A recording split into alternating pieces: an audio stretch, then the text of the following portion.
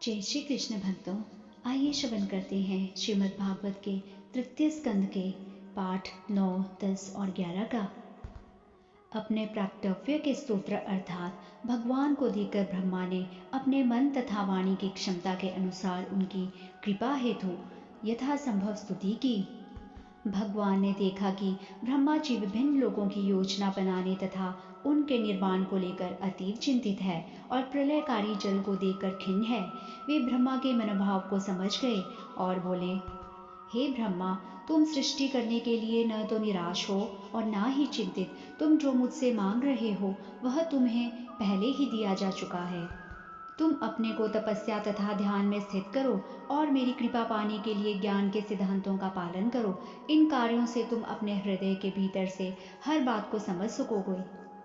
जब तुम स्थूल और सूक्ष्म शरीरों के विचार से मुक्त होगे तथा तुम्हारी इंद्रियां प्रकृति के सारे प्रभावों से मुक्त होंगी, तब तुम मेरी संगति में अपने शुद्ध रूप की अनुभूति कर सकोगे। उस समय तुम शुद्ध भावनामृत में स्थित रहोगे। अतः तुम इस विषय में कभी भी वंचित नहीं होगे, क्योंकि सभी कालों में तुम पर मेरी अहेतु की कृपा बढ़ती ही जाएगी। तुम आदि ऋषि हो और तुम्हारा मन सदैव मुझ में स्थिर रहता है, इसलिए विभिन्न संततियां उत्पन्न करने के कार्य में लगे रहने पर भी तुम्हारे पास पापमय रजोगुण फटक भी नहीं सकेगा। मेरे दिव्य गुण जो कि संसारी लोगों को सांसारिक प्रतीत होते हैं, उनका जो वर्णन तुम्हारे द्वारा प्रस्तुत किया गया है, उससे मैं अति प्रसन्न हूँ। अपने कार्यों से समस्त लोगों को महिमामय करने की जो तुम्हारी इच्छा है, उसके लिए मैं तुम्हें वर देता हूँ। जो भी मनुष्य ब्रह्मा की तरह प्रार्थना करता है और इस तरह जो मेरी पूजा करता है, उसे शीघ्र ही यह वर मिलेगा कि उसकी सारी इच्छाएं पूरी हों, क्योंकि मैं समस्त वरों का स्वामी हूँ। मेरे आदेशों का पालन करके तुम पहले की तरह अपने पूर्ण वैदिक ज्ञान से तथा सर्व कारण के कारण रूप मुझसे प्राप्त अपने शरीर द्वारा जीवों को उत्पन्न कर सकते हो। उसके बाद आदि भगवान अपने साकार नारायण रूप में अंतर ध्यान हो गए। भगवान द्वारा सलाह दी गई के अनुसार ब्रह्मा जी ने 100 वर्षों तक अपने को तपस्या में संलग्न रखा और अपने को भगवान की भक्ति में लगाए रखा। तत्पश्चात ब्रह्मा ने देखा कि वह कमल जिस पर वे स्थित थे तथा वह जल जिसमें कमल उगा था, प्रबल प्रचंड वायु के कारण कांप रहे हैं। दीर्घकालीन तपस्या तथा आत्म साक्षात्कार के दिव्य ज्ञान ने ब्रह्मा को व्यवहारिक ज्ञान में परिपक्व बना दिया था। अतः उन्होंने वायु को पूर्णतः जल के साथ पी लिया। इस तरह पूर्ण पुरुषोत्तम भगवान की सेवा में लगे ब्रह्मा जी कमल के कोश में प्रविष्ट हुए, और क्योंकि वह सारे ब्रह्मांड में फैला हुआ था, अतः उन्होंने इसे ब्रह्मांड के 3 विभागों में और उसके बाद 14 विभागों में बांट दिया। यह विराट जगत जैसा अब है वैसा ही रहता है। यह भूतकाल में भी ऐसा ही था और भविष्य में इसी तरह रहेगा। उस एक सृष्टि के अतिरिक्त जो गुणों की अन्योन्य क्रियाओं के फलस्वरूप स्वाभाविक रूप से घटित होती है, 9 प्रकार की अन्य सृष्टियां भी हैं। नित्यकाल, भौतिक तत्वों तथा मनुष्य के कार्य के गुण के कारण प्रलय 3 प्रकार का है। 9 सृष्टियों में से पहली सृष्टि तत्व सृष्टि भौतिक घटकों की समग्रता है, जिसमें परमेश्वर की उपस्थिति के कारण गुणों में परस्पर क्रिया होती है। द्वितीय सृष्टि में मिथ्या अहंकार उत्पन्न होता है, जिसमें से भौतिक घटक, भौतिक ज्ञान तथा भौतिक कार्यकलाप प्रकट होते हैं। इंद्रिय विषयों का सृजन तृतीय सृष्टि में होता है और इनसे तत्व उत्पन्न होते हैं। चौथी सृष्टि है ज्ञान तथा कार्य क्षमता क्रिया शक्ति का सृजन। 5वीं सृष्टि सतोगुण की अन्योन्य क्रिया द्वारा बने अधिष्ठाता देवों की है, जिसका सार समाहार मन है।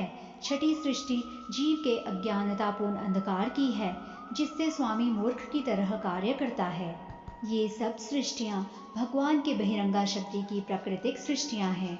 ब्रह्मा जी द्वारा की गई सृष्टियों रजोगुण के अवतार हैं। 7वीं सृष्टि अचर प्राणियों की है, जो 6 प्रकार के हैं। फूल रहित फल वाले वृक्ष, फल पकने तक जीवित रहने वाले पेड़ पौधे, लताएं, नलीदार पौधे, बिना आधार वाली लताएं तथा फल फूल वाले वृक्ष।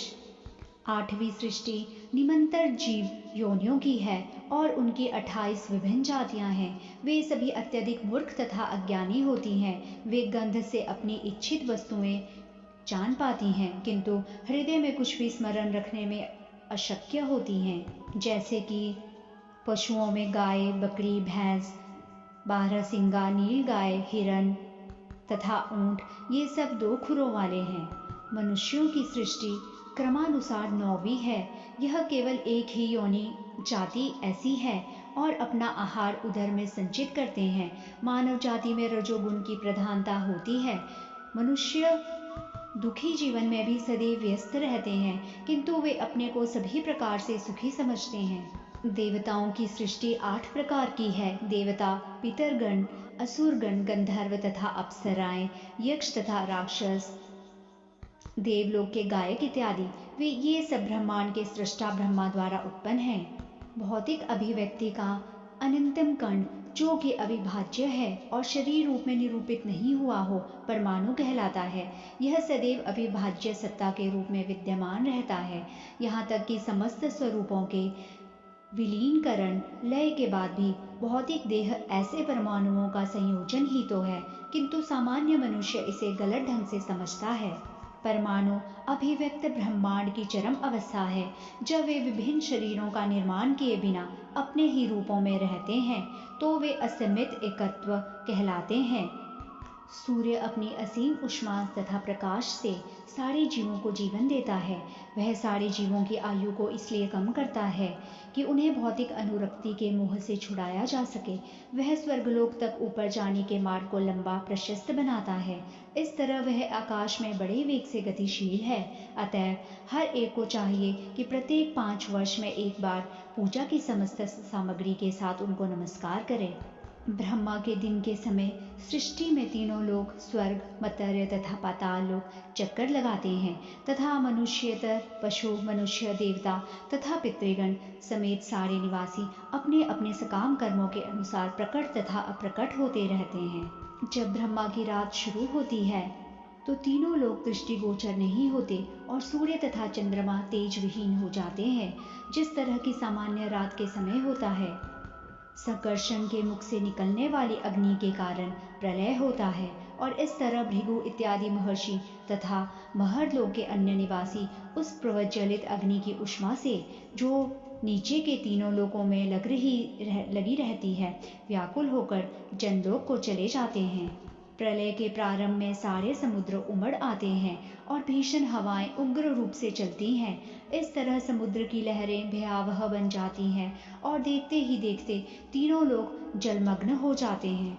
भगवान हरि अपनी आंखें बंद किए हुए अनंत के आसन पर जल में लेट जाते हैं और जनलोक के निवासी हाथ जोड़कर भगवान की महिमामयी स्तुतियां करते हैं। इस तरह ब्रह्मा जी समेत प्रत्येक जीव के लिए आयु की अवधि के क्षय की विधि विद्यमान रहती है।